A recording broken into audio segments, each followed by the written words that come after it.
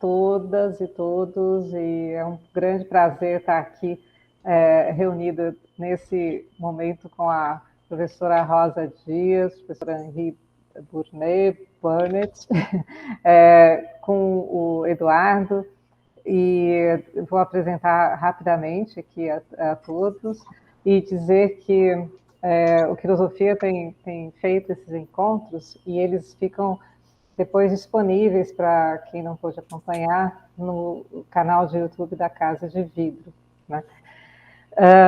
Bom, a Rosa e o Henri são, em primeiro lugar, amigos queridos de muito tempo, do GT de Estética, da Ampof e de outros momentos, né?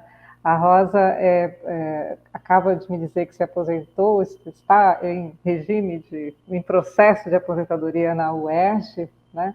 A Estadual do Rio de Janeiro, muito reconhecida como nos estudos Nietzsche no Brasil, e a gente pode dizer, uma mulher que vivenciou o cinema na sua intimidade, nos seus processos mais interessantes, né?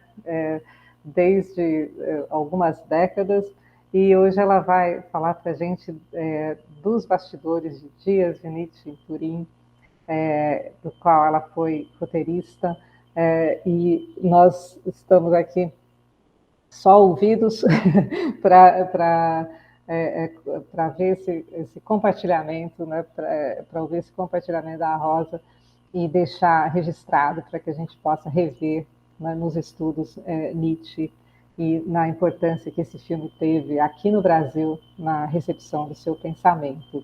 Tá?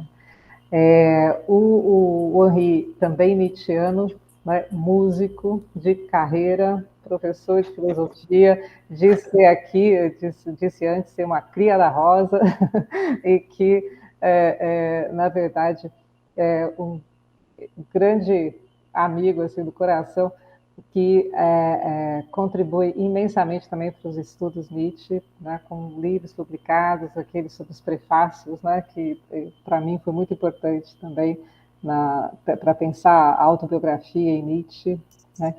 Então, a trilha também, né, do filme, não sei se o Henri vai falar um pouco a respeito, que tem composições do Nietzsche, né, então seria tão importante ouvir também como é que vocês enxergam essas composições, né? Que aqui no Brasil tem o maestro gaúcho, o Ronel, né? Que chegou a apresentar essas peças. Então, é isso. Eu não vou me demorar muito, porque a gente quer ouvir vocês, né? E eu passo a palavra para a Rosa e agradeço imensamente essa disponibilidade de estar aqui com a gente hoje. Olha, muito obrigada também. Quero agradecer o convite. Para mim é um prazer muito grande estar com você, Carla, com o Henri, o Eduardo, que eu estou conhecendo hoje. Né, todos vocês que vão assistir, que estão assistindo. Agradecer muito a presença de vocês, né? Esse convite. Carla, né? Uma querida do coração. Também o Henri, uma pessoa muito querida. Também sou leitora dos livros dele, passo bastante para os alunos, a bibliografia. Bom, é isso. Eu gostaria um pouco de falar, ele é um texto, o texto é pequeno, não é grande, é um pouco os bastidores, assim, como foram, quem realizou um pouco, não é, a realização desse filme que a gente fez, parte dele em Turim, né? Parte dele no Brasil, eu em Turim, mais a paisagem, os locais onde o Nietzsche esteve, né? E aqui no Brasil com o ator, que foi o Fernando Eiras, né? Que fez o Nietzsche, querido Fernando Eiras, né? Então é um prazer estar falando aqui do filme, já faz muito tempo, não é? que um filme foi, mas ficou assim. Foi um filme que foi muito bem recebido também.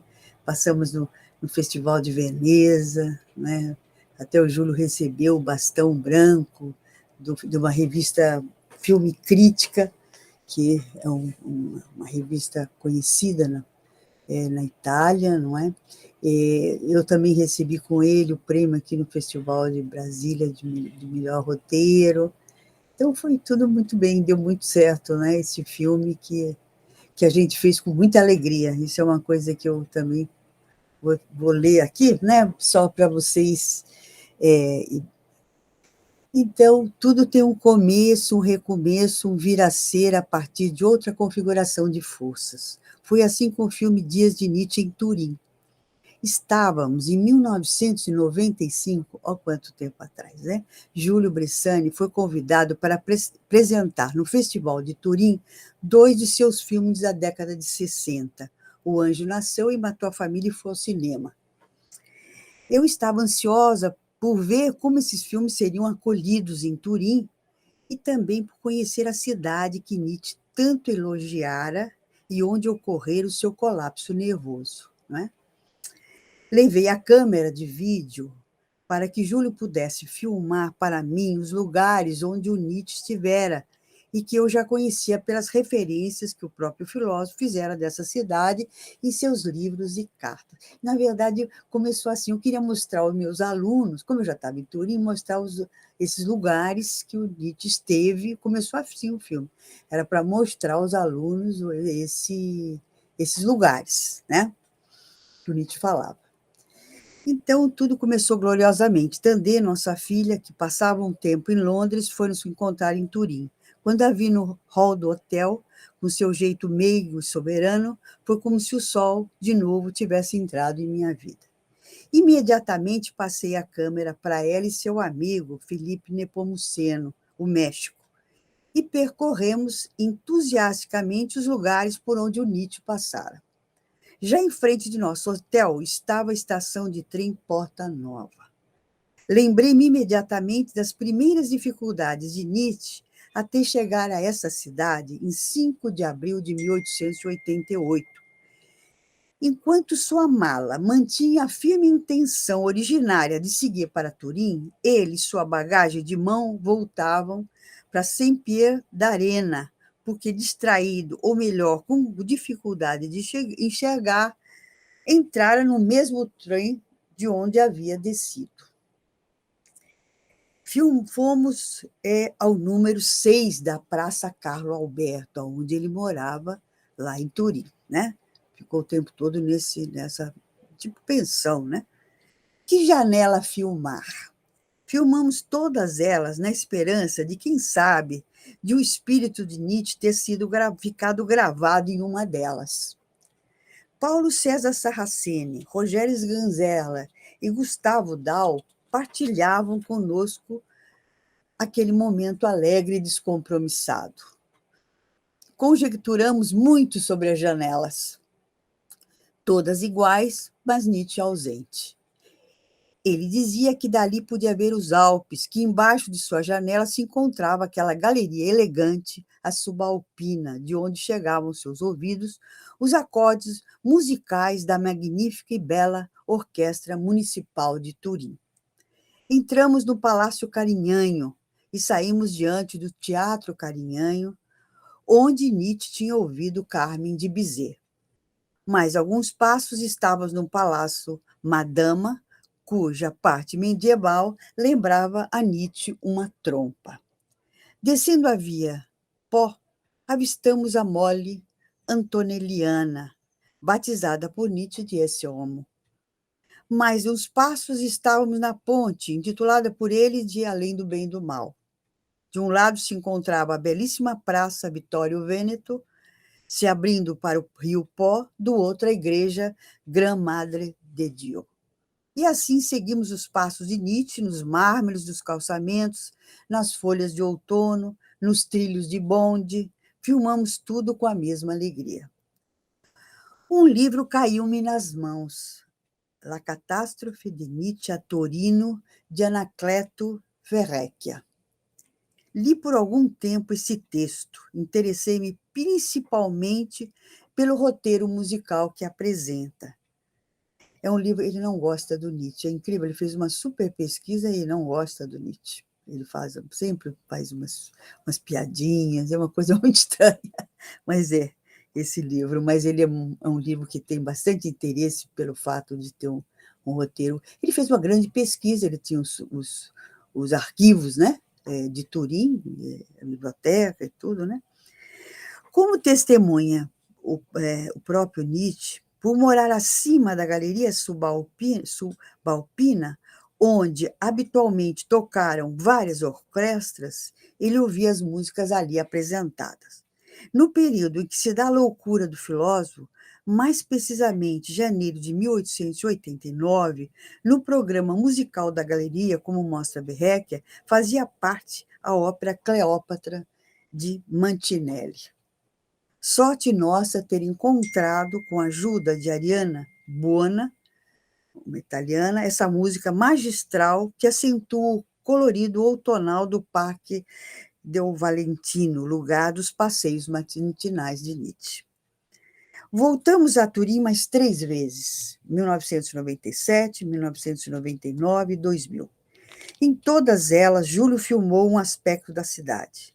A fachada do Teatro Alfieri, o Café Fiório, as estátuas terrestres, equestres. Em uma delas, junto com Noa, nossa filha mais nova, filmou o interior do Teatro Carignano, as suas belas cariátides douradas e seu teto com os desenhos que relatam o triunfo do Dioniso e sua ciranda de ninfas. Enquanto filmavam, eu pensava, será que, apesar de sua forte miopia, teria Nietzsche visto esse teto que tão bem descrevia o que ele havia escrito em O Nascimento da Tragédia?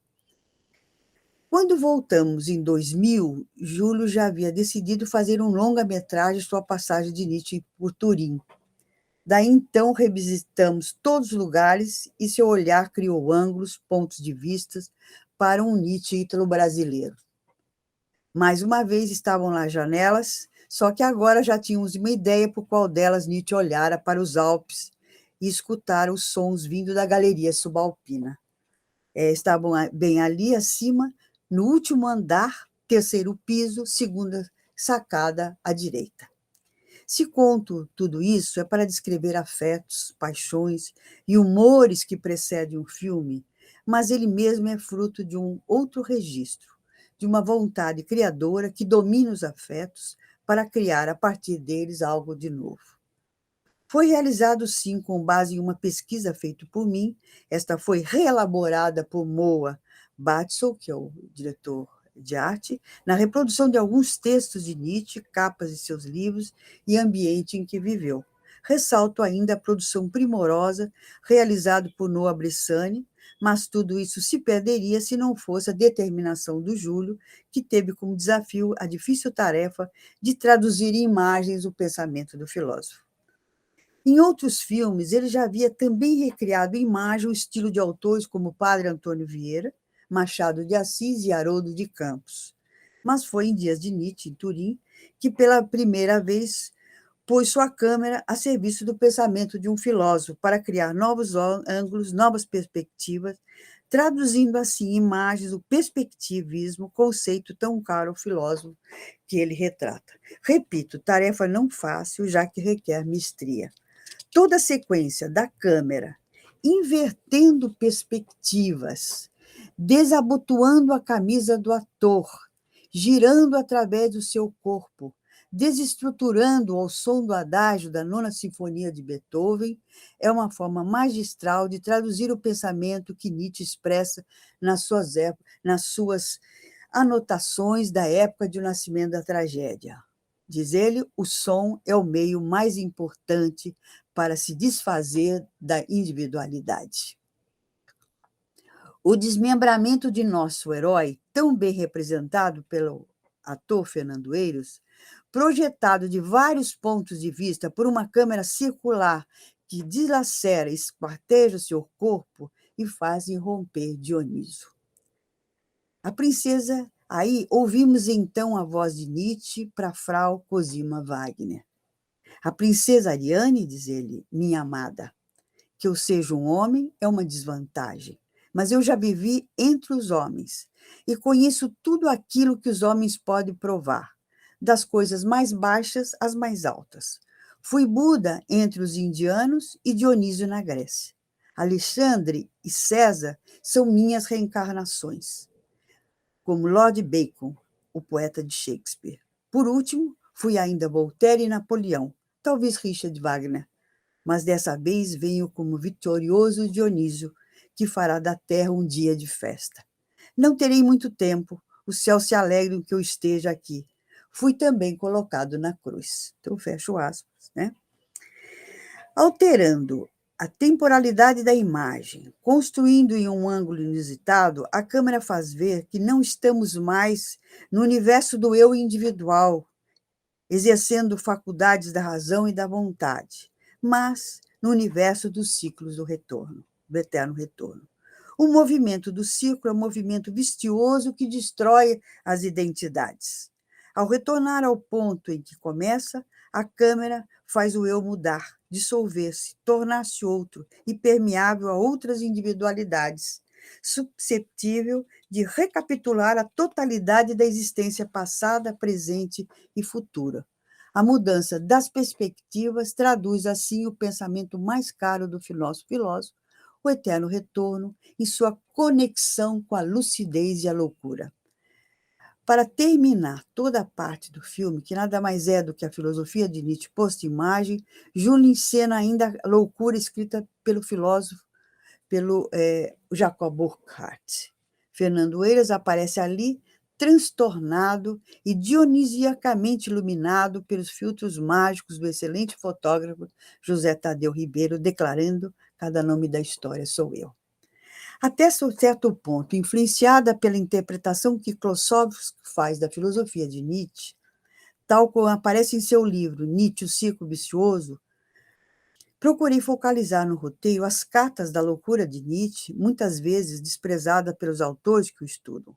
A solidão extrema do filósofo, a incomunicabilidade de sua doutrina, conduzem-no à loucura, que, para Klossowski, nada mais é do que transfiguração da loucura de Hölderlin, ela própria, uma versão moderna da descida do Empédocles ao Etna.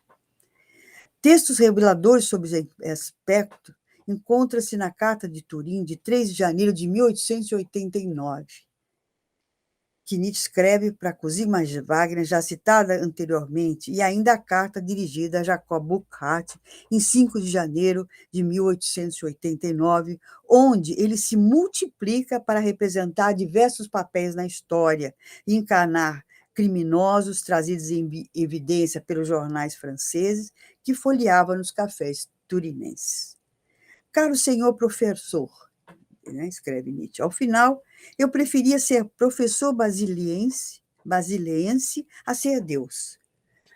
Mas não ousei levar tão longe o meu egoísmo pessoal, a ponto de deixar por isso a criação do mundo. Veja, é preciso fazer sacrifícios. Todavia, me foi reservado um pequeno quarto de estudante que se encontra em frente ao Palácio Carinhanho, no qual nasci como Vittorio Emanuele, e que, além disso, me permite ouvir da minha própria mesa de trabalho a magnífica música da Galeria Subalpina. Pago 25 francos por serviço, preparo o meu chá e faço as compras sozinho. Sofro como os sapatos que estão gastos e agradeço a cada momento do céu pelo mundo antigo. Não leve muito sério o caso Prado. Eu sou Prado, sou também o pai de Prado. Ouço dizer que é também Lesseps. Queria dizer aos meus parisienses, a quem amo, uma nova noção, a de um criminoso honesto. Sou também Chambord. Também ele é um criminoso honesto. O que é desagradável e constrange a minha modéstia é que, no fundo, eu sou cada nome da história. Por 2 vezes nesse outono, eu vi vestido o menos possível no meu funeral, primeiro como conde de Robian.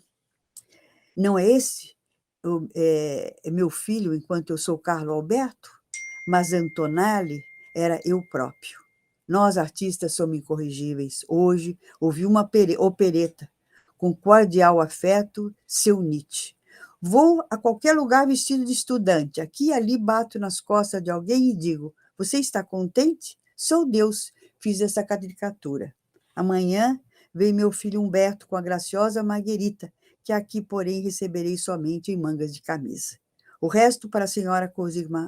Cosima Ariana. No ano passado, foi crucificado de maneira muito penosa pelos médicos alemães. Destruído Guilherme Bismarck e todos antissemitas. Como vemos, Klossowski deixa transparecer em sua interpretação que os últimos momentos de lucidez de Nietzsche foram a realização de um projeto existencial, a abdicação da identidade do sujeito, aceitação de uma pluralidade nova, de um politeísmo.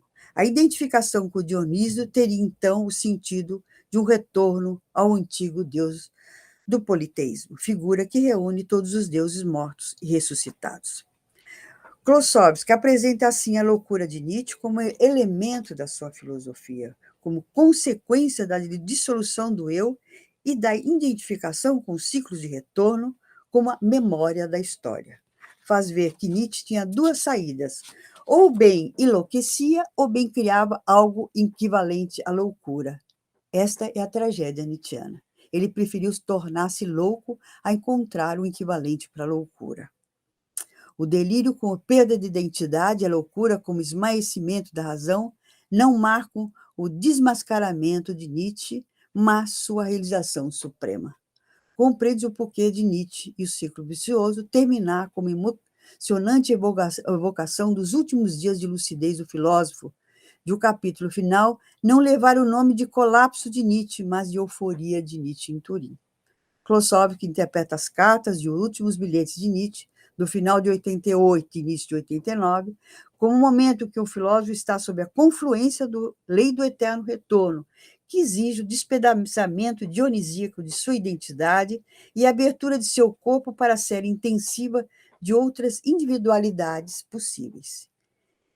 Entregue ao movimento circular e desmembrado, tal como Dionísio Zagreu, que foi dilacerado pelos titãs, Nietzsche dá sua última gargalhada. Se dissolve, percorre a série de flutuações intensivas que o atravessam e o constitui como Nietzsche César, Nietzsche Prado, finalmente Nietzsche, Cristo e Dionísio. Assim, para Klossowski, o percurso de Nietzsche, através de vários indivíduos, deixa de ter uma determinação patológica para se tornar positivo. Deve ser visto como uma experimentação do lado obscuro do pensamento, do impensado, quando esse adquire o tom de delírio. Mas, como é próprio do eterno retorno, as várias singularidades intensivas de Nietzsche se reintegram e aparecem como Nietzsche Dionísio, como corpo-escritura, livro quase tornado gente, que faz, às vezes, de um complô extemporâneo. Estou terminando assim o filme Dias de Nietzsche em Turim, né? Nietzsche oswaldiano, entregue ao movimento circular e desmembrado pelos titãs, dá sua última gargalhada. É a gargalhada do Oswald de Andrade. Dissolve-se, percorre a série de flutuações intensivas que o atravessam e constituem, como Nietzsche César, Nietzsche Príncipe Taurinorum, Nietzsche Prado, e então Dionísio e Cristo, para finalmente tornar-se Nietzsche pelas mãos hábeis de Gerard Köhler, que dá movimento às fotos do filósofo doente em Weimar para trazê-lo de novo até nós, vivo, muito vivo. É isso aí, muito obrigada. Muito obrigada, Rosa. Lindo, lindo, lindo texto. Tem uma série de questões assim que eu já me vieram, mas eu vou deixar você respirar um pouco, poder ouvir o Henri, né? E vamos ouvir o Henri. Conversa no final, juntos. É o Rônel que fez, que tem uma Isso, parte na música, assim, ele fez. Eu não citei ele aqui, falei só mais dessa coisa, mas é o Rônel, sim, o Rônel que... As gravações do Rônel.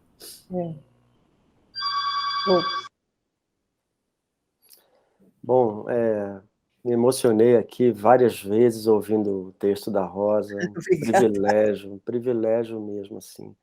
Agora eu quero agradecer de maneira enfática a insistência da Carla, que diante da minha, né, do meu temor, e também por ser um neófito completo nesse ambiente cinematográfico, eu estava dizendo para o Eduardo que uma coisa é amar o cinema, assistir quase regularmente um filme por dia, e outra coisa é ser instado a falar sobre cinema, e aí você fica ali balançado, né? Tentado a fugir, né? Mas agora, depois de ouvir você, eu quero agradecer a Carla por ter insistido, porque realmente é um privilégio muito grande ouvir você falar sobre o filme assim. Agradecer ao Eduardo também pelo convite, pelo trabalho na Casa de Vidro, enfim. Espero que a gente se encontre o mais rápido possível aí em Goiânia, em qualquer lugar. Mas ouvindo você, Rosa, quer dizer, todas as minhas notas, elas se realizam, né? Porque eu fui rever o filme, depois de alguns anos, né? Eu tive a sorte de ver o filme no Rio, quando eu ainda morava aí, acho que no Festival de Cinema, não tenho certeza. De todo modo, tive a sorte de assistir ao filme numa sala de cinema. Essa semana eu tive que me contentar em assistir uma cópia mal feita em, sei Eu lá, acho que não está boa a cópia, né? em streaming qualquer da vida aqui.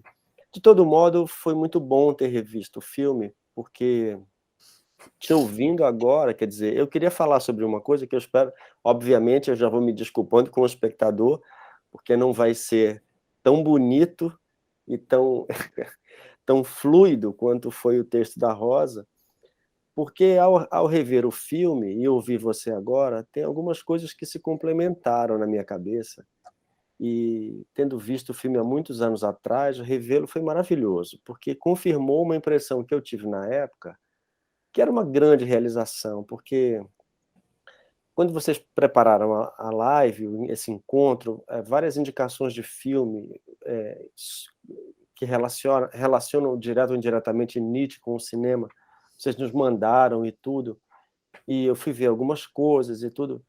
Algumas coisas são, enfim, não a que vocês indicaram, mas, quer dizer, caricaturar Nietzsche numa representação fílmica é a coisa mais fácil do mundo.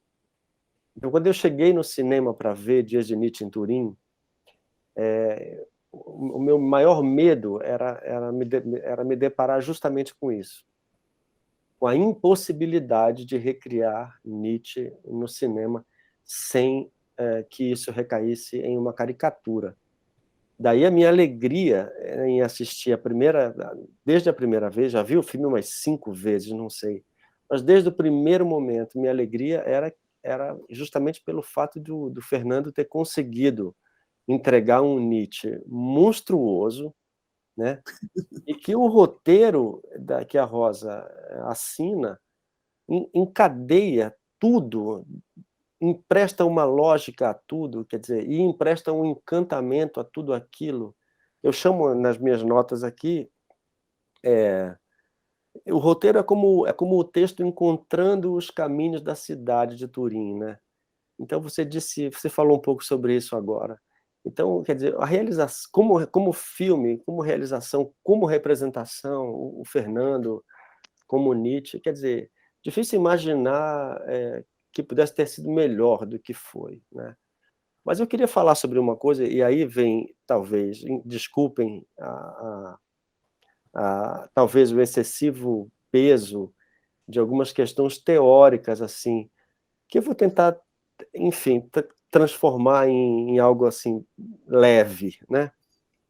Porque ao rever o filme semana passada para este nosso encontro aqui, se confirmou uma impressão que era bem marcada, mas que, como eu ia encontrar a Rosa, e eu tinha feito uns 4 anos atrás, quando foi relançado Nietzsche e a Verdade, do Roberto Machado, que aparece no filme, né? É um momento bonito do filme, onde o Nietzsche conversa com algumas pessoas, o Roberto é uma delas, né?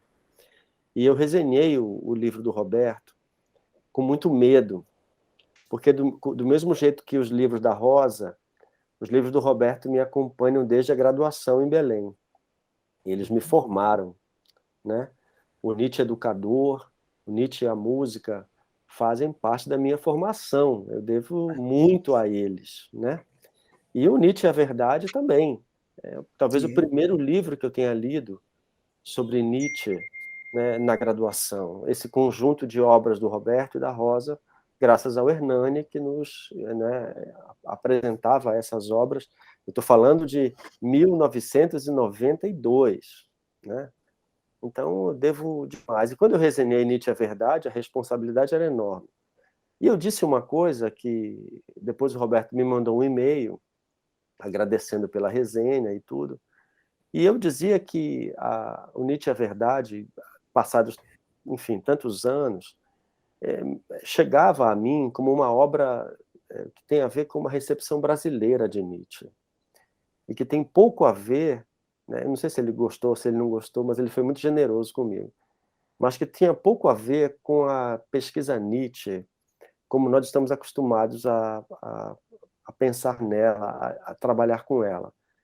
Se eu não estiver exagerando, a pesquisa Nietzsche, mas talvez a pesquisa Adorno, a pesquisa Kant, eu sei lá, toda a pesquisa em filosofia pura, né, puro sangue, ela tende a ser, vou falar da pesquisa Nietzsche, que é com a qual eu tenho mais afinidade, né, ela tende a ser uma espécie de retroalimentação, né, a gente acaba lendo Nietzsche retroalimentando um conjunto de textos que se amontoam em relação à obra de Nietzsche, e que esse amontoado de comentários, assim, infelizmente, tende a resvalar um no outro, ou se retroalimentar, isso que eu chamo de retroalimentação.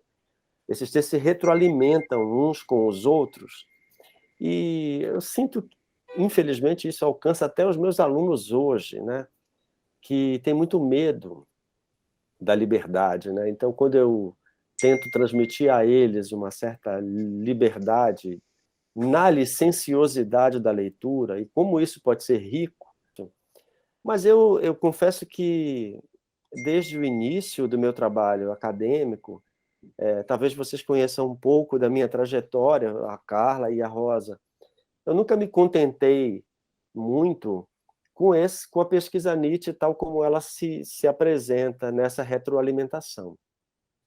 Então, o Brasil, a canção brasileira, a arte brasileira, sempre foi o ponto de fuga da pesquisa Nietzsche para mim, no interior do qual Nietzsche se realizava como obra e como né, efetividade mesmo estética, né? Tanto que o livrinho lá para Loyola, para ler o Nascimento da Tragédia, é uma tentativa de dizer, bom, o Nascimento da Tragédia, ele é um livro autônomo no conjunto da obra de Nietzsche, como tratado de estética. Então não adianta pesquisar Nietzsche, tentar me convencer de que eu preciso obedecer Nietzsche e dizer assim, bom, mas o humano demasiado humano sepulta o Nascimento da Tragédia, né? Ou que o Dioniso tardio, do caso Wagner, é outro Dioniso, que não o Dioniso bárbaro que alimenta. E ouvindo a Rosa, quer dizer, tudo se realiza maravilhosamente bem para mim. Porque o que o filme me transmitiu? Primeiro, o recorte textual, né, Rosa? Quer dizer, difícil ter escolhido melhor os excertos, né, que você selecionou para o filme, e que Nietzsche lê, né, que Nietzsche recita durante o filme. Quer dizer, primeiro, a música é o fio condutor do filme, né? Não sei se eu exagero, mas a música e a arte são os fios condutores do filme. Então, desde o início, tem pelo menos 2 textos essenciais no livro, né? No filme, o caso Wagner e Ecce Homo. Tem outros livros ali. Imagino que a Gaia Ciência, na passagem sobre o Eterno Retorno, não sei de cor, não sou um bom nietzschiano, né, daqueles que sabem a obra de cor, mas imagino que a passagem sobre o Eterno Retorno seja ou do Zaratustra ou da Gaia Ciência. Depois a Rosa pode confirmar. De todo modo, o que a gente vê é uma sequência de textos que, no fundo, aquilo que eu chamo na minha pesquisa de doutorado, né, a dimensão redentora da música na filosofia de Nietzsche, se efetiva no filme. Né? O que a Rosa acaba de nos dizer é o seguinte, o Nietzsche, em Turim, é um Nietzsche oswaldiano. Que maravilha ouvir isso, porque Esse é o Nietzsche é assim que eu compreendo o Nietzsche, a partir da experiência brasileira com a arte, sobretudo com a música brasileira, que é né, a minha obsessão. Aliás, hoje chega o livro novo que se chama, Rosa, Espelho Musical do Mundo, que eu tiro justamente do Nascimento da Tragédia, que é a minha livre-docência, que é, no fundo, 30 anos de Hoje está pensamentos. saindo hoje? Chega hoje, deve estar chegando daqui a pouco. Então, são 30 anos tentando pensar Nietzsche a partir do Brasil. Então, eu acho que Dias de Nietzsche em Turim é uma interpretação, se você me permite, uma interpretação brasileira de Nietzsche. Em que sentido? Essa que faz notar que até os últimos instantes de consciência, né? Não que eu ache que, no caso de Nietzsche, esse liame entre essa fronteira entre sanidade e insanidade, né? Mas chamemos assim, até os últimos instantes de consciência, né? Dessa consciência que a gente chama talvez de uma consciência autocrítica, é a arte que arrebata Nietzsche. Então, quer dizer, o filme constata que, no fundo, e eu falei isso com o Jacó semana retrasada, em um encontro como esse, perguntando a ele o seguinte: ora, a permanência de questões musicais ao longo de toda a obra, isso foi uma pergunta que eu fiz a ele, eu até faria a Rosa também, aproveitaria aqui a oportunidade. Nós não poderemos dizer que, diferente das perspectivas de Nietzsche, por exemplo, éticas, epistemológicas, científicas, em relação estritamente musical, o que me pareceu sempre é que não apenas ele não se liberta da promessa redentora da música na juventude, como ele leva às últimas consequências no interior do seu próprio pensamento, a música como um paradigma crítico. Quer dizer, não apenas a música teórica, a música pensada por ele, mas aí, quer dizer, o sentido amplo do que a gente chama de pensamento musical. Porque, às vezes, a pessoa acha que o pensamento musical de Nietzsche é um pensamento vago, um pensamento sem se dar conta de que os grandes temas foram pensados a partir da chave musical. Isso é que significa um pensamento musical.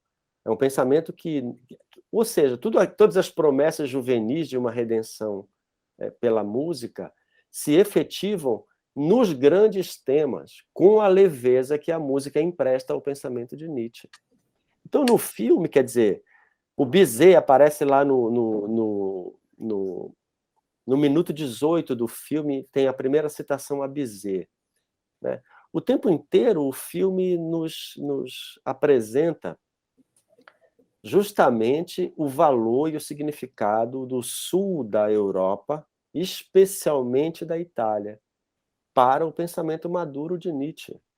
Então, quer dizer, eu tive talvez o descalabro de escrever um texto me posicionando contra a hipótese central do fabuloso livro do Paulo de Orio, Nietzsche na Itália, né?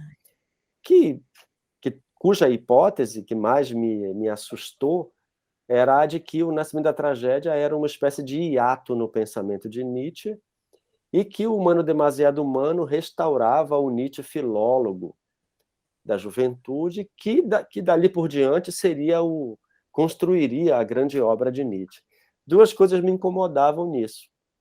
Justamente a permanência da música até o caso Wagner, o valor que a música continua tendo na obra, a importância dela, mas, sobretudo, o fato de que o movimento do Paulo de Orio, às vezes, me parecia uma tentativa de transformar o Nietzsche num filósofo tradicional. E isso me parece impossível. Quer dizer, como se a música retirasse da obra uma seriedade própria ao filósofo, né? Então, eu escrevi um texto, obviamente, modesto, apesar de hesitei bastante em me opor ao Paulo de Orio, é uma referência para todos nós, né? O editor da obra digital de Nietzsche, né? Lá o Nietzsche Source, que é uma fonte maravilhosa de consulta da obra original de Nietzsche, não é? Mas isso me incomodava bastante, e um italiano, né, na Unicamp, me lembro bem, que se levantou assim muito euforicamente depois da leitura desse texto, e disse que amava o Paulo de Orio como eu, mas que aquela hipótese em relação ao nascimento da tragédia era para ele também um absurdo, que ele não entendia bem o que significava aquilo. Então, quer dizer, no Dias de Nietzsche em Turim, o que a gente vê é a efetivação, né? E aí, nesse sentido, mais uma vez, a realização do filme é única, porque é Nietzsche falando, são os livros de Nietzsche falando, que não tem uma adaptação, né? Quer dizer, salvo engano, as traduções do Paulo, que a Rosa utiliza o tempo inteiro ali, isso a gente sabe quase de cor, né? Ouvindo os trechos, né? E o que se nota ali na transcrição literal das passagens é a vitalidade da música até o final. E o que eu ia dizer é o seguinte, para caminhar para o final dessa primeira intervenção, é que toda a tese do próprio Paulo de Orio, relacionada ao lugar, né, da latinidade franco-italiana no pensamento tardio de Nietzsche, para mim causava um curto-circuito em relação à hipótese do próprio livro dele, na medida em que ela era apenas um desdobramento da tragédia e não uma novidade. Havia uma continuidade, foi isso que eu perguntei ao Jacóia, havia uma intensificação do pensamento musical da juventude até a maturidade, jamais uma ruptura, uma intensificação do programa. E o filme me mostra exatamente isso. Aliás, a única coisa que eu ia ter lá pelo final já pelo final do filme, né? A Rosa seleciona a passagem: a arte torna a vida possível. Está até entre aspas aqui, né? A dimensão bélica, tudo isso é tudo atravessado pela música, tudo atravessado pela percepção estética de Nietzsche na Itália. Então, aquilo que o próprio livro, cuja tradução brasileira tem esse subtítulo terrível, que é A Viagem de Nietzsche à Itália. Aí o subtítulo é A Viagem que Mudou a História da Filosofia. Obviamente, isso não está no livro do Paulo de Orio, isso está na edição brasileira apenas, né? Mas o que mudou na história da filosofia brasileira? O que a Itália tem a ver com a mudança do pensamento de Nietzsche? Ora, é a realização plena na prática, nas sensações daquilo que era apenas teoria. A Itália, a música, Bizet, a Carmen, eu acho sempre que é a Carmen que aparece nua no filme, né? Pode ser um delírio meu, mas quer dizer, essas cenas, essa presença das representações, o Dioniso, que a Rosa acaba de mencionar, que Nietzsche teria visto ou não, se efetivam na Itália de maneira única. E o filme é uma confirmação, se você me permite, Rosa, de uma interpretação, não vou dizer estritamente brasileira, mas de uma interpretação atravessada pelo lugar de Oswald de Andrade, pelo lugar hoje, né, que parece que a gente chegou agora no debate, mas o Oswald de Andrade já coloca a questão ameríndia em cena através de Nietzsche há 80 anos atrás. Então o filme realiza algo que, para mim, como nietzschiano, como a Carla disse, o filme é a realização, enfim, estética do que eu persigo teoricamente há 30 anos, né? Então, que o livro esteja chegando hoje e que eu esteja com você hoje aqui, quer dizer, uma alegria enorme. Então, não sei se eu consegui articular tudo que eu queria dizer, o lugar do caso Wagner no filme, a Carmen, o peso. A única coisa que eu queria dizer, talvez possa até dizer depois, é que o único filme que eu acho que, entre todos aqueles filmes nietzschianos, né, é uma coisa esquisita isso, mas o filme do Belatar, O Cavalo de Turim. Assim, eu gosto absurdo, eu devo a Carla essa indicação. Mas agora eu vou parar por aqui e depois, se houver tempo, eu queria falar um pouco sobre o Eterno Retorno no Dias de Nietzsche em Turim e o Eterno Retorno no filme do Belatar, o ponto de contato ou de dissensão entre a interpretação que o Belatar faz desse conceito e o trecho que a Rosa selecionou e que Nietzsche pronunciou em algum momento do filme, tá? Era isso. Olha, obrigada. Eita, fiz bem insistir, não fiz? Ah, com certeza, agora eu tenho certeza. Sabia que seria um diálogo muito importante entre vocês dois, e tudo isso que o Henri coloca sobre o aspecto mais escola, né, dos estudos nietzschianos, que eu tenho um capítulo na minha tese de doutorado sobre autobiografia em Nietzsche, por isso eu li muito vocês dois. Aliás, no filme eu reconhecia as passagens, né? E a ideia que está muito presente no que a Rosa apresentou do perspectivismo na identidade, né? Então, esse eu múltiplo que não desfaz a subjetividade, mas que se coloca em diferentes perspectivas, né? E que isso não é patológico, né? Porque nas interpretações biográficas do Nietzsche é insuportável, né? Ver a exploração da doença como se fosse doença, né? E não um momento de criação de um conceito que se torna tão importante para essa explosão da subjetividade coesa, metafísica, enfim, esse eu, né?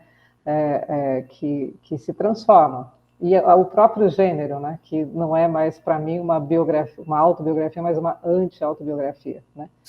Não é mais, né, o eu que se expressa pela essência, etc. Mas, enfim, eu não vou falar aqui, não vou fazer uma palestra, eu quero ouvir vocês. E também eu queria falar do Júlio Bressani, que eu não falei, mas que, juntando com o Henri, a importância da música, né, nos filmes. Para mim, se eu fosse fazer cinema, o que eu pensei em fazer, uma das referências formadoras é o Tabu, o filme do Bressani, e o que ele faz com a câmera, né, ao acompanhar as marchinhas de carnaval e andar com aquela câmera nos degraus, subindo assim na altura dos degraus e dançar na copa das árvores com a câmera. Então, isso é tão musical, né, e que o Henri diz está presente ali na concepção do filme. Então, uma feliz coincidência, e que você disse também da câmera ser perspectivista, né? Da câmera acompanhar esse princípio, né? que transforma mesmo o modo de pensar a filosofia, não é? de conceber a filosofia. Né? Então, eu acho que a música sempre foi um elemento, né? Nos filmes do Júlio, e essa reunião com o perspectivismo e com a música e com a Itália, né? Então, a gente sabe, eu acabei de fazer um pós-doutorado na Itália, pensando essas viagens dos alemães à Itália, né? Então, chamar a viagem do Nietzsche à Itália não é muito como a do Goethe e não é muito como a do Walter Benjamin, né? Que foi várias vezes, em diferentes momentos, e ela é aquele que vai recuperar esse sentido, né, a cura, né, a vida que se apresenta num contexto e que encontra esses elementos culturais clássicos, que quando a Rosa descreveu a procura das locações, né, e o que o Nietzsche teria visto, onde ele teria ouvido, né, a música e enfim, a Itália, ela talvez nos aproxime mais dessa visão decolonial, né, que tanto se discute hoje na filosofia, né, porque a gente não é italiano, a gente não é alemão, mas a gente percebe a transformação dos alemães nesse ambiente latino mais próximo, né? E a gente transforma também esses autores quando eles vêm para cá, né? Então, de fato, descobri agora que o Oswald de Andrade, que o Bressani, que o cinema né, desse período é decolonial, é uma descoberta, tanto, né, Henri? Assim, é como se realmente agora tudo fosse pensado nessa perspectiva, e eu fico muito feliz que Sganzella, que o Bressani reanimem o debate filosófico, como aqueles que fizeram filmes e ensaios, né, que refletiram sobre, enfim, a nossa condição, né, de intelectuais brasileiros também, né, e recebendo o estrangeiro e devorando tudo isso. Né? Bom, então, assim, de fato, acho que vocês, o Henri também mostra o quão brasileiro esse Nietzsche é visto, né? E nessa nossa perspectiva também, né? Enfim, mas eu não tenho uma pergunta não, mas só para reforçar esses aspectos, aí eu vou deixar vocês falarem mais um pouco entre si, e o Eduardo também tem questões, né? Para não cansá-los também muito.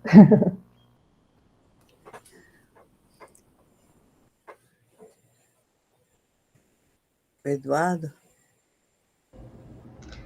Bom, gente, bom dia. Eu queria começar manifestando toda a minha gratidão por essa oportunidade de estar aqui com a Rosa, com o Henri, debatendo Nietzsche e cinema, que são temas tão fascinantes.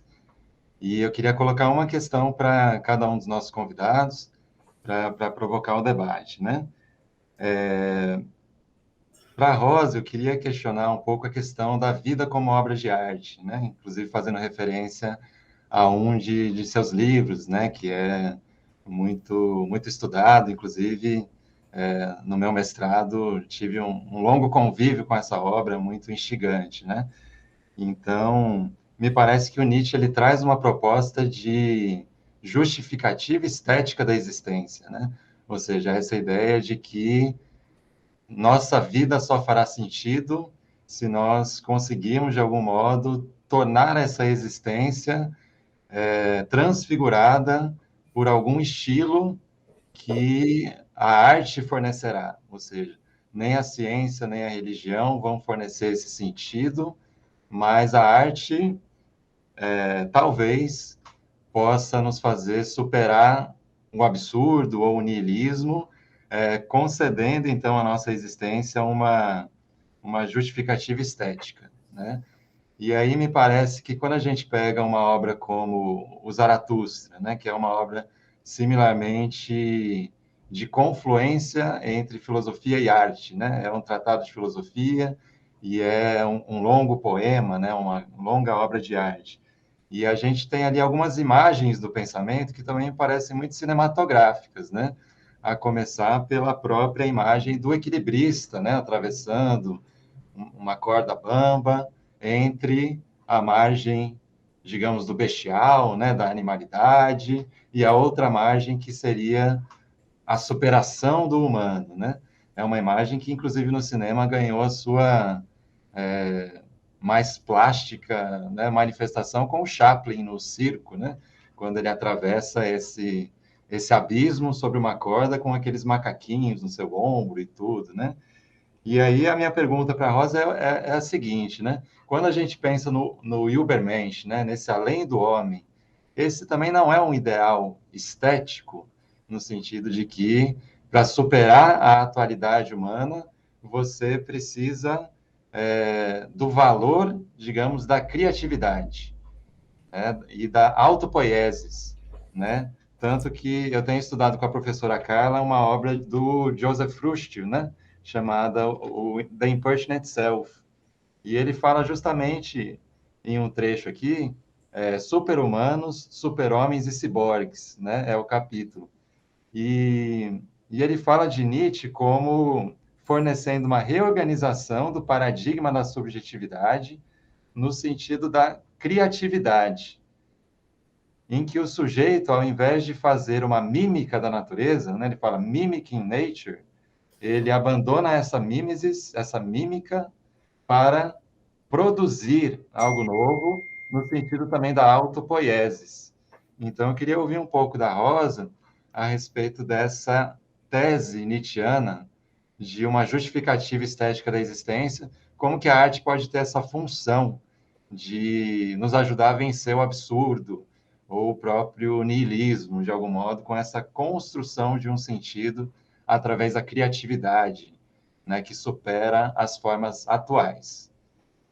E para o Henri, aproveitando que ele é um músico, um compositor, tem essas obras aqui, falando sobre o caso Wagner e tal, também no mesmo sentido, nós temos essas famosas frases nietzschianas, né? Sem música, a vida seria um erro.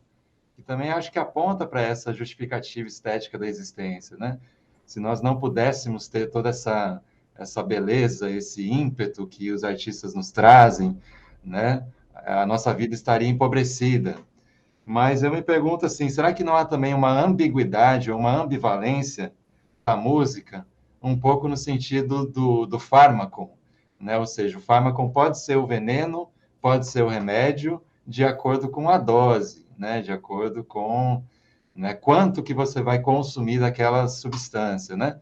Eu penso nisso por conta também dessa oposição entre Wagner e Bizet, né? Porque um exemplo aqui nesse livro da Supridor, né? Eu Sou o Dinamite, que é um lançamento recente aqui no Brasil, ela relata como foi para Nietzsche estar lá no festival, né? Lá na abertura dos Anel dos Nibelungos, Nietzsche sendo recebido por Wagner e Cosima, e parece que Nietzsche adoeceu bastante nessa ocasião. Ele chegou para ouvir os ensaios e eu imagino que, na época, essas grandes óperas wagnerianas eram o equivalente, digamos, de um heavy metal, assim, né, Henri? Era um peso, assim, uma potência, né? Eram centenas de músicos fazendo aquele estrondo, e parece que Nietzsche não suportou aquilo, que ele via os ensaios e tinha que sair correndo, porque os nervos dele ficavam aos frangalhos com aquela música. Ele não conseguia suportar aquilo. E, no entanto, ele vai falar depois do quanto o Bizet, a leveza daquelas músicas de Carmen, da Rabaneira, é uma espécie de remédio para ele, né? Um sopro mediterrâneo que faz bem. Então, será que não tem uma ambiguidade da avaliação de Nietzsche sobre a música? Que, por exemplo, certos elementos da música de Wagner, para ele, são quase um veneno. Ele tem que se afastar daquilo. E isso vai gerar, inclusive, uma ruptura depois, né? A gente sabe que ele rompe com o wagnerismo, inclusive por questões do antissemitismo de Wagner e outras questões assim. Mas eu queria questionar o Henri nesse sentido. Será que a música, ao invés de ser somente celebrada por Nietzsche, né, como isso que torna a vida um acerto, será que ela também não é ambígua, né? Será que ele não sentiu um impacto nefasto, por exemplo, dos exageros dessa grande ópera wagneriana, em especial quando ele vivenciou isso num ambiente suntuoso, né? No lançamento lá do festival, com os reis, né? Naquele ambiente palaciano, de mansões, né? De alta sociedade. Então, basicamente, a minha questão é essa, né? Será que a música também é como um fármaco? Ela pode ser um veneno e pode ser um remédio? E por que que o Nietzsche achou que Bizet era um remédio, um tônico vivificante, e o Wagner era um veneno que ele precisou se afastar, né? Então é isso. Obrigado pela atenção. Eu queria ouvi-lo sobre isso. Então, eu posso, eu vou já te responder, Eduardo. Eu agradecer muito as observações do Henri, da Carla, foram muito bonitas, não é? Henri, de fato, essa questão do filme foi pensado muito em função de Júlio, isso, viu? A questão do filme é um filme brasileiro. Antes de tudo, o Nietzsche em Turim é um filme brasileiro. Então, ele até no final, ele botou Frederico Nietzsche, como os portugueses, né? Os portugueses não falam, eles falam Frederico Nietzsche, né? Muitas vezes a gente viu, né? Então, é um filme pensado no Brasil, né? Tem toda aquela parte de Turim, né? Todas as paisagens, os lugares onde o Nietzsche esteve em Turim, né? Isso tudo foi filmado ali, com filme. Até nós tínhamos uma câmerazinha boa, assim, razoável, e também logo no início foi vídeo, aquela vídeo mesmo, aquele antigo vídeo, né? Foi filmado no vídeo, foi filmado com uma câmerazinha também pequena, não tinha nenhuma grande câmera ali filmando aqueles lugares, né? Foram filmados várias vezes o mesmo lugar, e com texturas diferentes, que dá o que o Júlio chama de dionisismo na imagem, né? Então, são as estruturas e a sua tessitura de imagens, né? É justamente feito, não tem nenhuma imagem assim, só no Brasil. Já no Brasil, sim, já tem aquelas imagens apolíneas, aquela imagem ali do museu, aqui de Belas Artes, do Rio, já é diferente a textura que é Então, a textura dionisíaca do filme feita lá no local, né? E a textura apolínea daqui, do Brasil, fazendo esse jogo entre Brasil e Itália. Mas o Júlio fez questão de chamar o filme brasileiro, né? O brasileiro Frederico Nietzsche, né? Então, eu acho muito bem que você falou, e a questão do Oswald de Andrade está aí para isso, né? Também é a risada do Oswald de Andrade, que ali a risada é realmente o riso de Oswald de Andrade amplificado, né? Que mais? Então, eu achei ótimo isso que você falou, realmente eu achei importante. Uma outra coisinha que eu chamo a atenção, eu estive muito agora, tenho estado muito agora em Cius Maria, né? Fizemos lá o filme Nietzsche e Cius Maria, né? Um pequeno filme, assim, também dos mesmos jeitos, mesma feitura, assim, com o mesmo. E engraçado, e me chama a atenção, que lá no Museu Nietzsche, lá na casa do Nietzsche, a Casa Nietzsche, não é? E não tem nada original dele lá, sabe? Só tem uns livros, acho que poucos livros. Tudo está no Banco da Suíça. Tudo que era original está guardado no Banco da Suíça, ali em Cius Maria. O resto é tudo cópia. E tem uma cópia dos últimos escritos do Nietzsche no hospital lá, não sei se de Iena ou se estava já. E engraçado que tem várias partituras, partituras não, apenas frases musicais, assim, né? Registros. No meio daquela confusão toda, aí tinha uma coisa bem delineada que são frases que ele não sei, né? Parece que estão tentando hoje tentar ver o que é isso, não sei se conseguiram fazer, pelo menos foi o que o rapaz lá da casa me contou. Mas então é muito interessante isso, essa parte musical dele, ele veio com as cartas da mãe dele, que são lindíssimas, né? As cartas que a mãe, que tem a correspondência dele com a mãe, é muito triste, né? O tempo todo, e a parte musical dele durou muito tempo, ficou muito presente o tempo todo.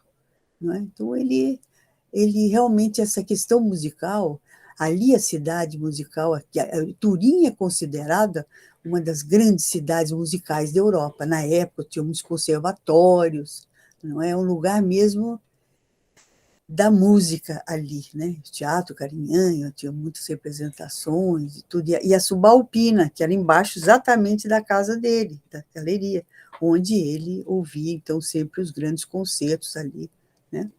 Então, eu acho muito essa questão que você pegou muito bem, é um Nietzsche brasileiro, não é?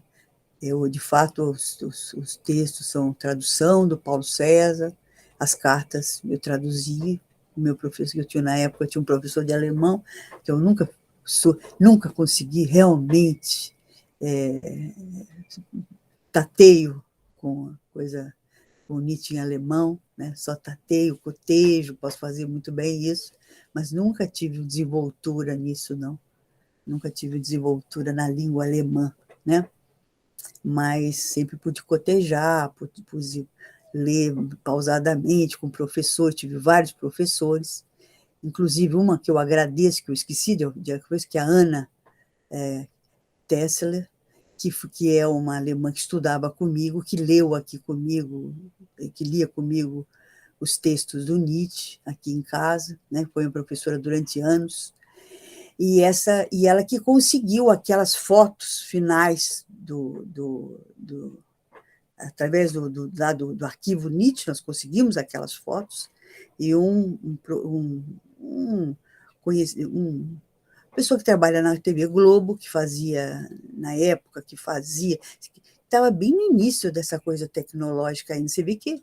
E ele foi muito delicado na maneira como ele tratou as fotos, e ele deu movimento às fotos, né? As fotos são bem poucas movimentações. Ele ri, né? Por isso que o final dele, ele criou esse riso do Nietzsche ali na foto, né? São aquelas fotos, ele estava doente, né? São, acho que 9 fotos que a gente conseguiu lá em Weimar, né? No arquivo Nietzsche, que a gente conseguiu lá, ela conseguiu, e a gente fez foram ótimos, pagamos também pelas fotos, né? E tudo foi pago. E hoje todo mundo, quando fala que a gente pegou, que era um vídeo do Nietzsche, que tinha isso antigamente, que já tinha, né? Na Itália eles colocaram já pegaram aquelas fotos e colocaram textos, já fizeram de tudo com se você for na internet, é uma absurdo de coisa, com isso daí que nós fizemos aqui para o filme, né? E aquele sorriso. Ele foi muito delicado a maneira como ele tratou aquelas fotos, né? E só mais uma coisinha para depois responder a questão do Eduardo. Foi incrível, às vezes eu me acho corajosa demais, eu sou uma pessoa bastante tímida e sofro muito com apresentações, com tudo, mas eu fui para Brasília, no Banco do Brasil, com o Júlio Medalha. Júlio Medalha é um sujeito que eu conheço desde São Paulo, da época do tropicalismo, né? Onde eu fiz parte lá, eu era da família Tropicália, né? Nessa época de São Paulo, 68, 69, 67. Então, nós ali, e o Júlio Medalha foi muito importante, o Júlio Medalha, eu esqueci o nome agora, estava tentando me lembrar do outro maestro que estava junto, não era o Rogério Duarte, não, era o... Esqueci, Henri. Rogério Duprá. Rogério Duprá e o nosso... E eu fui falar sobre Nietzsche, a música, junto com o Júlio Medalha, que também estava falando sobre Nietzsche. E ele enaltecendo a música do Nietzsche, pela primeira vez, que todo mundo acha muito ruim a música do Nietzsche, não é? Aquela Sylvester Nacht, no final, é belíssima aquela música, né? Parece sei lá, né? Mas eu me lembro que eu tive essa coragem, eu falei, nossa, mãe, que eu admirava bastante, o Júlio Medalha, né? E eu ouvi ele falando da beleza da música do Nietzsche, grande músico. Ele fez 72 ou 73, na época eu sabia direitinho o número, não é? De músicas, né? Então é isso, mas você pegou muito bem, é isso, é um mito brasileiro. Ítalo, porque é na Itália, né? É um filme brasileiro, antes de tudo brasileiro, né?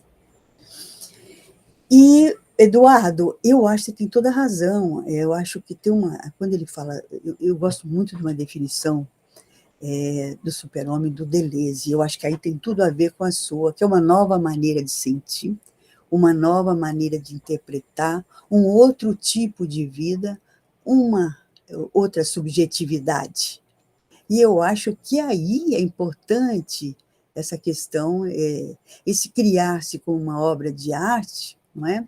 Para Nietzsche, a partir de um determinado momento, por exemplo, de Gaia Ciência, ali do Humano Demasiado Humano 2, já é uma questão que diz respeito mais à vida do que propriamente à obra de arte. A obra de arte é apenas um uma sobremesa, alguma coisa que você se você não tem, por exemplo, ele diz mesmo, se você não tem os dons de um artista, é muito mais útil que você se torne da sua vida uma obra de arte, né? Quando eu estava escrevendo esse livro, eu pensava muito no Hélio de Sica. Foi o meu muso, né? Nessa história toda, eu pensei muito no Hélio de Sica, que era meu amigo também, conheci o Hélio, e eu me lembro todo dele, da coisa dele, o carnaval, da mangueira, daqueles ninhos, daqueles parangolés, né? Tudo isso estava presente, eu assim, tinha um fundo nesse sentido de criação da vida como obra de arte, né? Hoje eu estendo mais isso um pouquinho, porque eu ando muito interessada na Ayurveda, né? Eu tenho estudado a Ayurveda, né? Esse sistema da Índia de alimentação, de terapias, eu tenho ido à Índia também. E aí eu acrescentaria aquelas pequenas coisas que fazem muito a diferença, não é? O seu cuidado com a sua alimentação, com o clima, com tudo, né? Com todos o que te rodeia, né? Das pequenas coisas, né? Do que é o interesse da filosofia, das pequenas, das coisas que estão muito próximas a você, não é? Música, arte, mas também né, aquela ideia de que sua subjetividade não é aquele eu interiorizado, mas são o que você gosta, os livros que você lê, os amigos que você tem, os encontros que você faz, né? Tudo isso constitui você como uma subjetividade. Era isso, não sei se eu te respondi, Eduardo, muito obrigada pela pergunta. Obrigado pelo carinho, pelo trabalho, pelos livros. Eduardo, a sua pergunta que você me faz também é uma ótima oportunidade para falar de um ponto essencial, né? Novamente através do filme, porque esse lugar da Carmen no filme é muito importante, porque tem uma pegadinha no caso Wagner, viu? Que a pesquisa Nietzsche cai de 4 nessa pegadinha, que é a ideia da ironia, né? Porque você falou da ambiguidade da música, né? Já pegou experts, viu? Essa pegadinha do caso Wagner já pegou experts, porque o próprio Nietzsche disse lá numa carta, né? Não levem a sério o que eu digo sobre Bizet. Está lá no final da edição brasileira, o Paulo traduziu, né, essas cartas aí sobre o caso Wagner para o editor, e também para os amigos e tal. E todo mundo cai nessa pegadinha que o Nietzsche deixou armada aí, essa arapuca. Porque o que acontece, viu, Eduardo, é o seguinte, quando Adorno vai ler o caso Wagner, quando Adorno vai ler o Nascimento da Tragédia, tem uma nítida separação que ele faz. Estou falando do Adorno, que é o musicólogo da filosofia, talvez o paradigma da filosofia da música, não é? Ocidental no século XX, né? E o Adorno volta no Nietzsche, inclusive quando ele escreve o ensaio sobre Wagner, ele vai voltar no Nietzsche para dizer, bom, onde o Nietzsche acertou e onde o Nietzsche errou. O que diz o Adorno, trocando em miúdos, para a coisa não ficar muito chata? Depois que a Rosa fala, é difícil falar alguma coisa agradável, para não ficar chato. É que o Adorno diz o seguinte, bom, o Nietzsche era músico, era pianista, era compositor, portanto, era alguém que tinha uma consciência muito clara sobre as evoluções da chamada racionalidade musical, né? Os avanços composicionais, as estruturas harmônicas, tudo isso que constitui a música sinfônica, né, europeia. E que o Wagner ocupa esse lugar meio intocável, né, de ser uma espécie de ápice, né, da história da música, pelo menos na história da música que a gente chama de clássica, no sentido mesmo de ser um herdeiro de Mozart e Beethoven, etc., de ter levado esse clássico às últimas consequências. Tanto é que depois do Wagner vem a vanguarda. Vem a música serial, a segunda escola de Viena, tudo isso que o Adorno enfim, nos esclareceu através da filosofia da música. Então, o Adorno vai dizer, olha, o Nietzsche foi o primeiro crítico do Wagner, crítico cultural e sociológico e político, mas não foi um bom crítico musical, diz o Adorno. Por quê? Porque, segundo o Adorno, o Nietzsche não percebe que há uma dimensão regressiva e uma dimensão progressista na obra do Wagner. A regressiva é, obviamente, a dimensão moral, a dimensão, né, ética, a dimensão, enfim, o recrudescimento, a dogmática cristã, a mitologia cristã mais, enfim, menor, né, diante da mitologia clássica, né? E a dimensão progressista, que Nietzsche não teria captado, é justamente o avanço da racionalidade musical instaurada dentro do wagnerismo. Então, o Wagner foi conservador, do ponto de vista moral, político, etc., e foi progressista do ponto de vista estritamente musical. Então, qual é a pegadinha do caso Wagner? É que Nietzsche usa um compositor que a gente pode chamar de burguês. Carmen é a ópera mais famosa da Europa naquela época. Se os dramas de Wagner eram montados 3 ou 4 vezes ao ano, a Carmen já era montada dezenas de vezes, né, na Europa inteira. Então, é como se o Nietzsche utilizasse a música pop contra a música erudita. Entende? É como se a ópera burguesa, que era a Carmen, fosse uma... Aí vem a pegadinha, a ironia. Né? É uma ironia colocar Wagner colocar Bizet contra Wagner. A questão, Eduardo, para mim, né? Imagino que a dita pesquisa Nietzsche não vai aceitar muito a minha opinião, mas vá lá que seja.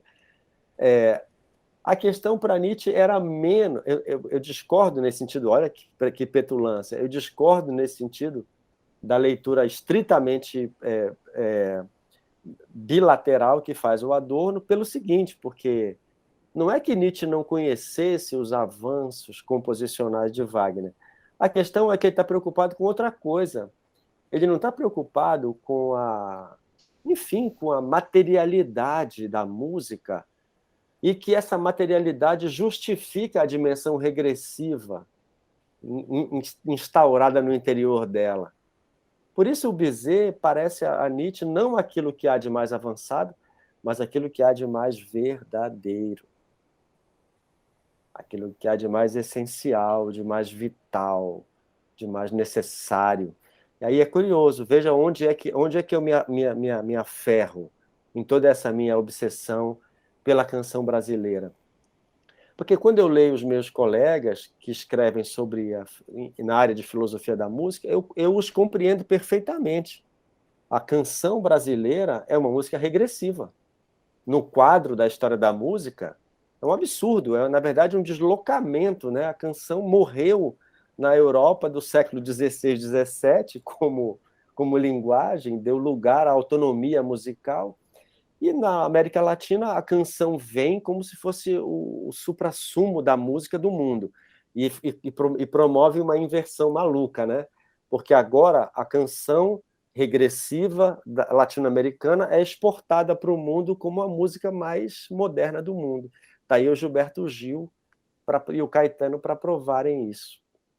As pessoas aprendem português para ouvirem a canção brasileira.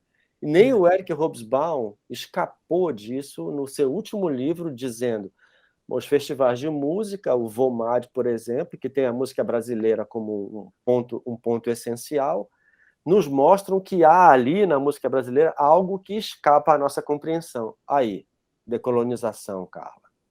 Então eu sempre me disse o seguinte: bom, eu sei que a canção é regressiva, mas é não apenas o que nós temos, o que nós produzimos de mais efetivo, e talvez a nossa maior contribuição à arte contemporânea, a canção popular brasileira reinvestida de elementos arcaicos, mas também críticos, modernizantes e emancipatórios. Então, a ironia do caso Wagner é ter colocado uma música verdadeira como dizer, na mesma chave, né, que a música, digamos assim, necessária como linguagem. Porque vê que ironia maluca, você lê o Adorno e dizer assim, bom, mas se o Wagner é o antissemita contra o qual o Nietzsche, enfim, se opôs de modo tão veemente, e se ele abre caminho para a vanguarda europeia, e é justamente a linguagem da vanguarda musical europeia, a única linguagem possível contra a barbárie nazista, não é maluco que o Wagner seja o antissemita abraçado pelo nacionalsocialismo e que a vanguarda que se desprende dele seja o que você chamou de fármaco.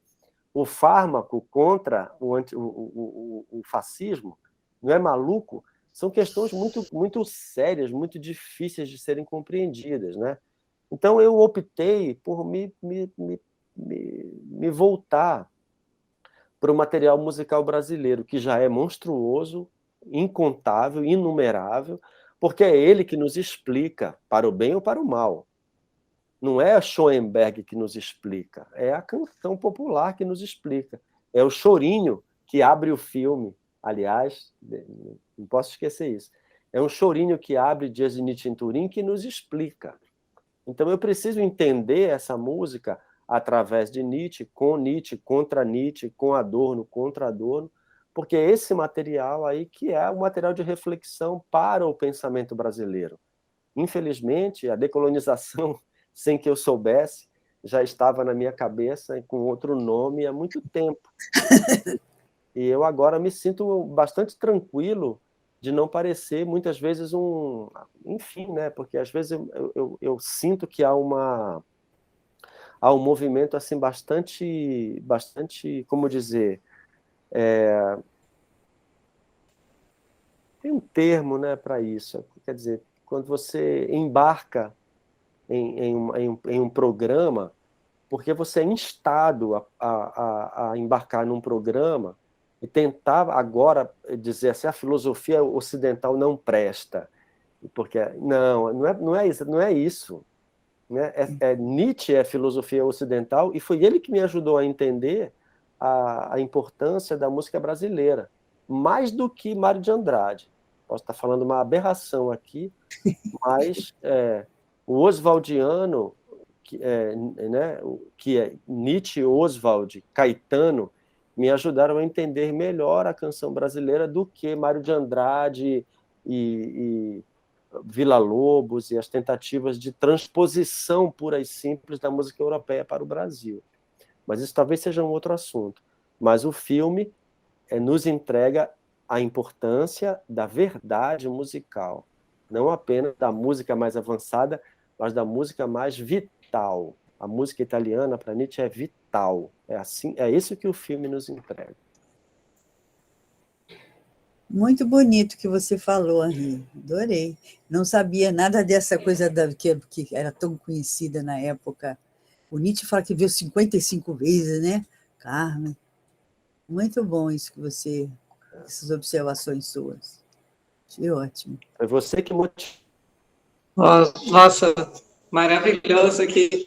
Eu tive que sair acabou a energia aqui em casa. Então, eu estou aqui com os dados do celular que podem acabar a qualquer momento e a energia ainda do celular, porque a gente vive pendurado nos dispositivos agora, né? Mas queria agradecer tanto aqui as considerações. Eu falei que não tinha nenhuma questão, mas eu tenho uma para a Rosa, que é o título do filme, né? Na minha cabeça, o que a gente pensa do Nietzsche em Turim são os últimos dias de lucidez, né? Porque dali em diante a gente sabe o que ocorreu, né? E quando no título não tem os últimos, não tem a palavra último, mas é afirmativo, né? Ele me lembra duas coisas: o sinal de vida, né? Dias intensos, né? de vida e me lembra Rosa Dias, né? Então, que é a sua perspectiva sobre ele ali, né? Então, quanto foi intencional ou não? É verdade, A Júlio. parte tanto afirmativa quanto a da tua perspectiva ao roteirizar Não, esses dias lá. Foi feito, o Júlio fez esse Dias de Nietzsche, que ela disse que era a minha visão aí né? No roteiro do Nietzsche, Dias de Nietzsche em Turim, é isso. E os dias da intensidade, né? Esses dias intensivos lá, nós filmando lá em Turim. Tem um festival de cinema grande, tinha um Roberto Torigliato, que era um grande pesquisador de cinema na Itália, e que ele fez uma grande homenagem ao Júlio. Passaram todos os filmes do Júlio, todos os curtas. O Júlio tem mais de 50 filmes, né? Então, foi feito lá em Turim. Foi feito em Turim essa grande homenagem. Depois desse primeiro momento. Então, é isso, Carlos. Né? Momentos então... bastante intensivos lá. Na época estava vivo ainda Paulo César Sarraceni, Rogério Sganzella, Gustavo Dal. Hoje já não estão mais conosco aqui, né? Esses cineastas, grandes cineastas, né? É que o título ele sintetiza, né, muito essa experiência e foi muito bem pensado, né? E com o Henri eu queria também dizer, e lembrando que o Eduardo citou Josef Früchte, esse alemão também que a gente não pode, aquele velho ditado de não jogar a criança com a água suja do banho, né? A gente não pode desprezar o quanto nós pensamos por meio dos europeus, né? E de quanto a gente assim pensa por meio dos filmes. Então, o Josef Früchte ele diz isso: o cinema cria conceitos, né? E nós, espectadores, pensamos por meio dos filmes também. Como a gente pensa por meio da literatura e da música, que o Henri está dizendo. Então, não existe também essa concepção essencial do brasileiro, né? De uma identidade brasileira, mas a arte, ou esses meios, eles ajudam a pensar e eles criam conceitos. Então, muito do que se faz de filosofia no Brasil passa pela música, passa pelo cinema de determinada época, e hoje em dia também, né, que a produção digital favoreceu essa formação de espelho, né, cultural variado do Brasil todo. Os indígenas agora fazem filmes, né, muito bem. Cinema indígena tem sido uma das grandes contribuições hoje em dia. E então eu acho que é essa a realidade, né, da arte, que não é só um cultivo dela por ela mesma, como dizia a Rosa, mas é a vida, né, que passa pelos meios e que traduz melhor esse ou aquele aspecto, né?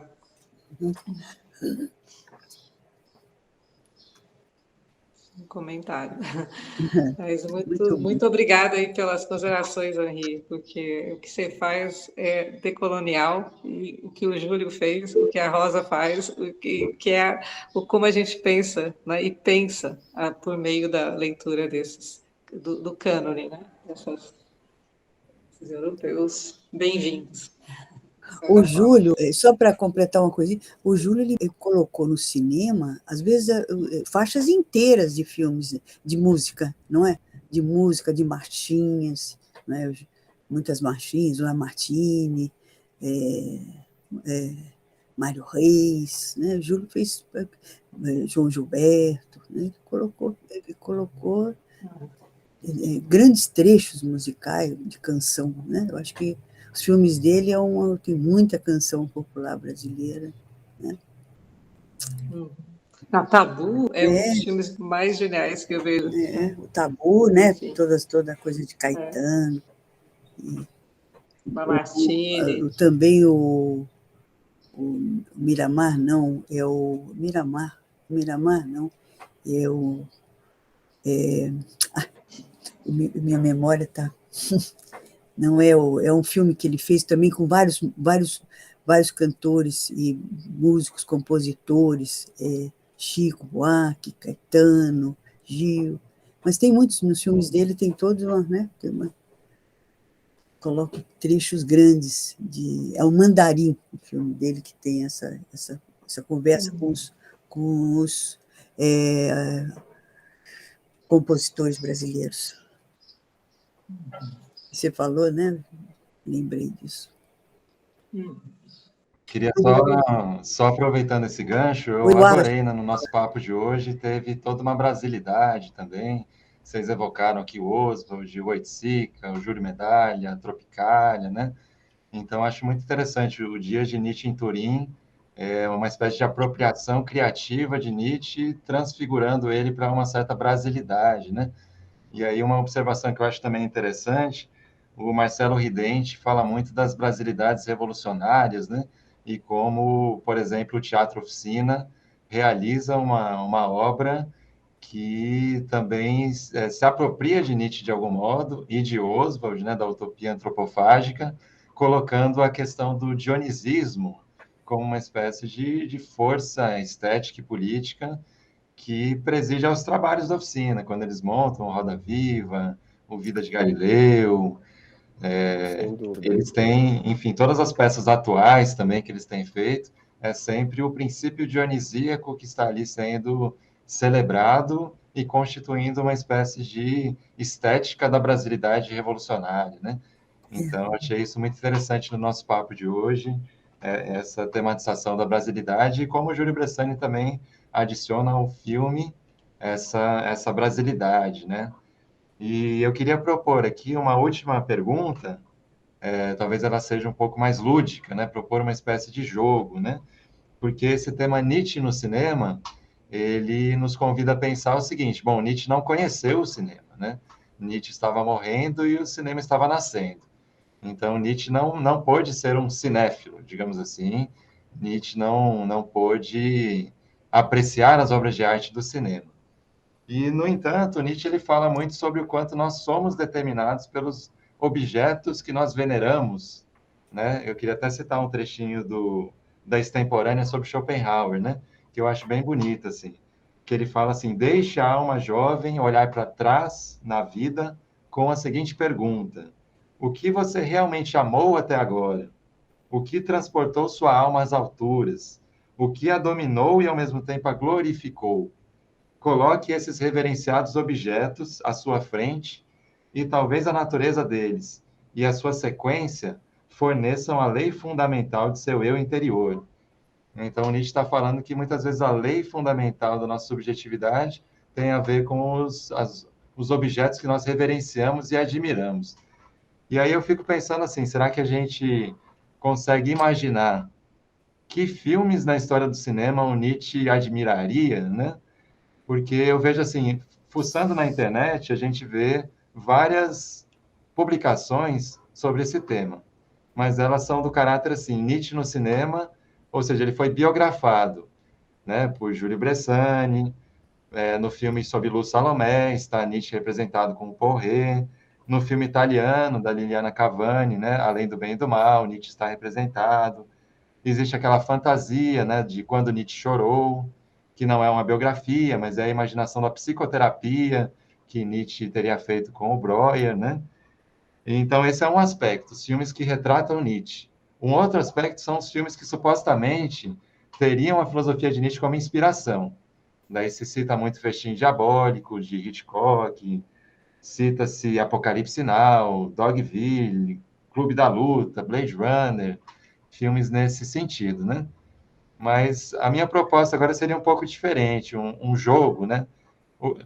Vocês conseguem imaginar Nietzsche como cinéfilo, digamos, assistindo várias obras da história do cinema, em que filmes ele se sentiria assim representado? Ou melhor, quais seriam os filmes prediletos de Nietzsche? É uma fantasia, né? Um lúdico extemporâneo. Mas vocês acham que dá para fazer algum tipo de reflexão sobre isso?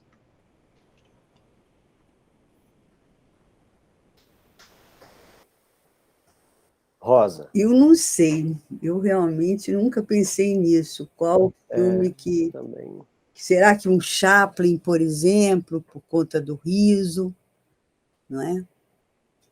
Seria maravilhoso o Chaplin, eu adoro. Será que um Chaplin? Será que pelos movimentos de câmera, pelas coisas todas, um Orson Welles? Pensei nele também. Pelos temas e pela um Godard, por exemplo. Isso eu estou dizendo também, são os que eu gosto, né? Então, não sei, eu realmente, Eduardo, nunca pensei nisso. Nunca pensei. Posso arriscar um palpite? Pode. Aquele filme da Inês Varda, que é um happy end do começo ao fim, que eu não vou lembrar o nome agora, sobre a felicidade. É Le Bonheur, Que é pura afirmação, pura vida. Talvez. E o Cavalo de Turim, que o Henri queria falar. Pois é, porque a passagem que a Rosa seleciona no filme, sobre o Eterno Retorno, é uma passagem que tem a ver com aquele conceito clássico de Nietzsche, que não é dos que eu mais frequento, que é o amor fati. Quer dizer, tem uma hora que ele pergunta se você viveria tudo isso novamente, e ele responde que sim. É uma afirmação de vida, né? Venha a ela como vier, né? É uma afirmação, inclusive o pessimismo da força, né? Então, mesmo o sofrimento, ele é alimento, né? Mesmo a dor, ele é alimento. No filme do Belatar, para mim, viu, Carla? Veja só, aí é o neófito mesmo, falando de uma obra absurda, porque eu acho esse filme absurdo. Eu já vi, depois que você indicou, eu devo ter visto 3 vezes e fiz um trabalho com os alunos, realmente assim. Agora, tem uma coisa nele, supondo, se eu estiver correto, que o Eterno Retorno é o grande tema nietzschiano do filme, né? A repetição, a permanência.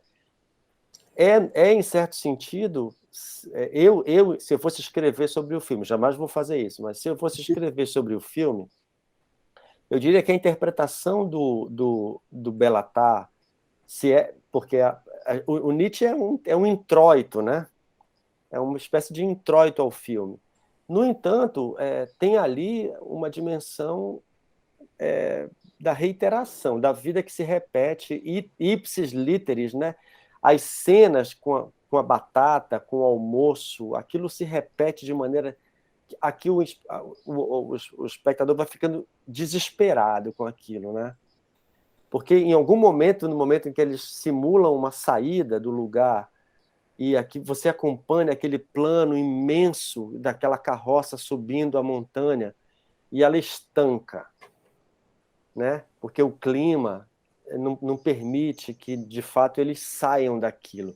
Aí eles retornam novamente, tudo num plano imenso, e aquilo começa novamente.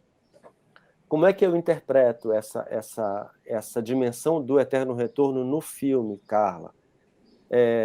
Eu interpreto através da concepção do Agamben, que diz o seguinte, que o livro do Primo Levi, ele joga a ética nietzschiana por terra, porque a ética nietzschiana pressupunha justamente a afirmação do sofrimento como alimentação da vida. Mas o campo de concentração impede que a gente sustente essa dimensão do sofrimento emancipatório, tal como Nietzsche o concebia. Porque nada justifica que aquilo se repita como uma afirmação de vida. Então, para mim, o filme do Belatar é mais Agamben do que Nietzsche, sabe? É de fato a dimensão insuportável da existência. Aquilo que não pode se repetir. Mas é aquela coisa, é um espectador neófito total. Então, eu não sei se é uma impressão mas é a maneira bem aprofundada de ver um tema que é associado mesmo, que é ao Nietzsche, né? Eu vejo também de uma outra forma que ele usa a anedota do cavalo, que o Nietzsche teria, né, se agarrado ao cavalo, logo de início, ele recupera essa anedota e ele tem um ponto de vista muito cosmológico no filme, né? O vento ali é o protagonista, né? É o vento que vai destruindo. Então, não dá para ter eterno retorno também, né, nessa destruição lenta, né, que vai se repetindo ao longo do filme, e que, logo de cara, mostra que o cavalo não é açoitado e também vai morrendo, enfim, nem nada tem salvação ali, né? Mas, enfim, eu acho que você tem razão aí, não tem essa ideia do amor fati, é complicado mesmo. Eu até queria perguntar para a Rosa como é que ela vê essa afirmação de vida. Ele mesmo, Nietzsche, diz que ele viveria tudo de novo com algumas dificuldades que ele nomeia, a mãe e a irmã, Exatamente. que foram extremamente sinais de sofrimento, né? Mas como é que você vê o amor fati? Assim, eu acho que Pois eu é, o gostei amor do fati. Henri falando. Então, não, eu achei ótimo o Henri traz sempre coisas muito boas, maravilhosas para se pensar, não é? Você tem toda a razão, Henri, que você falou do Levi, né? Do Agamben, essa... É difícil realmente você pensar que aquela coisa maravilhosa, aquele texto lindíssimo que tem no Gaia Ciência, Providência Pessoal, né? Uhum. Tudo que vem a meu favor, né? E tudo que acontece o que vem a meu favor. Um olhar numa vitrine, um pé que você torce, tudo vem ao meu favor, não é? E também uma coisa interessante pensar o amor fati em relação ao ressentimento, não é?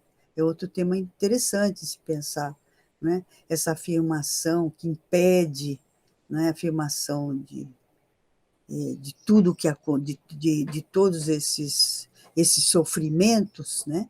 Impede a você ser um ressentido com relação à existência, né? Mas eu acho que o Henri trouxe uma coisa muito importante. Como é que a gente vai poder afirmar, não é, o Holocausto, não é? Aí é realmente uma coisa que dá para você pensar essas pequenas coisas do dia a dia. Será que eu me lembro que a gente, muitas vezes, até na aula do Roberto, diz, então, quando você beber, fica bebendo o dia todo, depois no dia seguinte tem aquela ressaca. Então, quando está bebendo, e pensar, será que eu amanhã beberia tudo isso de novo que eu estou bebendo? Era brincadeira, às vezes, que ele fazia com a gente, não é? Nessa ideia de você, para cada situação, você perguntar se aquilo você poderia repetir tantas vezes fosse necessário, né? Quantas vezes, sei lá, como diz Caetano, 1000 vezes. Será que cada situação, eu acho que, de fato, é um grande tema para você pensar esse bloqueio aí do ressentimento, da culpa, né? Que são afetos reativos, né? Você chama de afetos reativos também, né? Acho que, nesse sentido, é importante pensar, mas não no sentido que o Henri trouxe. Aí é mais difícil. Aí, realmente, aí a gente tem que fazer né? São exceções. Pequenas coisas do dia a dia a gente afirma. Né? Mas eu acho que o Henri tem razão, né? Está um pouco além, embora a ideia do retorno esteja lá, mas é um retorno que vai caminhando para a destruição, né? Até acabar a luz, até acabar o alimento, e o vento destruindo tudo. Então é o pandêmico, né? É o aspecto cosmológico que é impensável, né? Assim, enfim, É aquela tem. história que a gente podia pensar até do Deleuze, né, que também fazem muitas críticas à interpretação dele nessa questão da afirmação do eterno retorno, como a expulsão do negativo, né, o tempo todo, e a volta sempre é o positivo, não é aquele movimento centrífuga, né? Mas também tem muitas críticas com relação a isso, ao pensamento do Deleuze com relação... Eu acho bastante interessante, eu acho que essa questão né, que volta sempre, a expulsão do negativo, né? Não sei, são muitas questões, é muito difícil pensar tudo isso. E aqui, não é... Então eu vou me corrigir. O filme da Vardar não serve. Eu tenho negativo, não tenho negativo ali. Teria que ter algo mais conflituoso nisso tudo. Será que um Almodóvar lembraria um pouco as figuras maternas e assim, o sofrimento ali com relação à figura materna? Porque é interessante, né? Eu não sei agora citar qual é a passagem, mas quando ele fala do eterno retorno do amor fati, quer dizer, nessa combinação, a mãe e a irmã seriam as coisas acho mais que foi difíceis. do Homo, né? Ou alguma carta que ele fala isso, né? Que a mãe e a irmã seriam uma objeção contra o eterno retorno, né? Em momento, nas cartas, ele também fala assim, que não gostaria de viver mais, né? Tem algumas cartas, eu agora não me lembro quais, mas que eu já ouvi ele falando que não gostaria de retornar, né? Bom, gente, vai acabar aqui a bateria. A vontade de ficar conversando é muito grande. Conversar pessoalmente, quem sabe, né? Isso. No futuro breve. Eu adorei esse encontro também. Muito obrigada, Carla, pelo convite. Foi maravilhoso, Henri, Eduardo. Foi um momento muito bom. Foi uma honra, viu, Rosa? Estou muito feliz. Também, uma honra também muito estar feliz com vocês mesmo. Aí, que eu gosto tanto, né? Do trabalho e tudo. Muito obrigada. E às vezes a gente vê assim como essa pessoa que passou pela nossa história, né, cultural, artística, assim, com tanto peso, né? Você cita com intimidade tantas pessoas que constituem a nossa memória, né? Recente, que são referências para a gente pensar, né? Tudo. Isso eu tive esse privilégio. Então, e a gente olha assim e fala, puxa, a Rosa é tão grande e é tão próxima. Né? Então, isso aí, querida. Mais próxima possível de você e dos meus amigos Henri, né, Eduardo. Ô, sorte! Ô, sorte! Gente, muito obrigada. Então, encerramos aqui. Obrigada. Depois a gente manda o link, vai ficar acessível para vocês. Tá bom. Obrigada. Tchau. Valeu, gente. Foi ótimo. Só a gratidão pelo diálogo de hoje. Obrigado. Tchau.